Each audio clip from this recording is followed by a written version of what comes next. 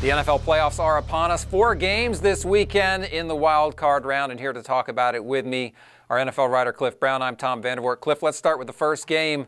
2 teams, maybe the second hottest team in the league heading into the playoffs, the Cincinnati Bengals. They go to Houston to play the Texans, who kind of finished up in disappointing fashion. What's the key matchup or the key theme in this game? I think anytime the Texans are involved, the key theme is J.J. Watt, maybe the best defensive player in the league. Can J.J. Watt wreak havoc against the Bengals, get Andy Dalton to throw the ball before he wants to, rattle him into a couple of mistakes? If that happens, then the Texans, particularly at home, can be a team that's extremely difficult to beat.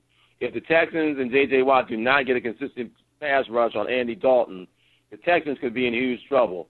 They've given up a lot of big plays late in the season. Their secondary is not strong at all. They'll be dealing with a wide receiver like A.J. Green, who is definitely capable of making big plays.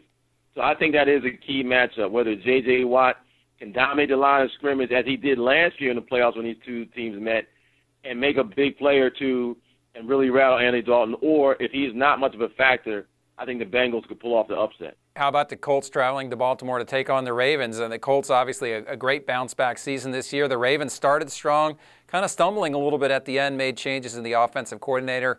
How do you see this game going? There'll be a lot of talk about Joe Flacco and how he's going to play, as there always seems to be with the Ravens. But I think the key in this game is Ray Rice in this game versus the Colts defense. Ray Rice is the best offensive player the Ravens have and the best offensive player, to me, on the field. Whether it be Andrew Luck or Flacco or anyone else you want to talk about, Rice can be a dominant player both as a runner and as a pass receiver. And the Ravens have to figure out how to get this guy consistent touches and how to make sure that he has an opportunity to make a big play or two. The Colts have been playing better defensively, and now they have Chuck Pagano back as head coach, who is an excellent defensive mind.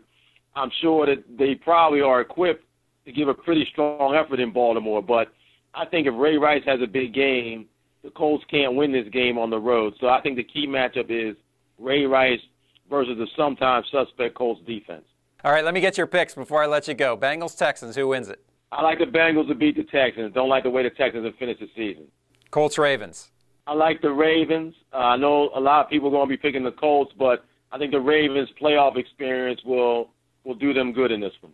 All right, very good, Cliff. Thanks so much for your time today. We'll see what happens, and we'll catch up with you next week. Enjoy it, Tom. Take care.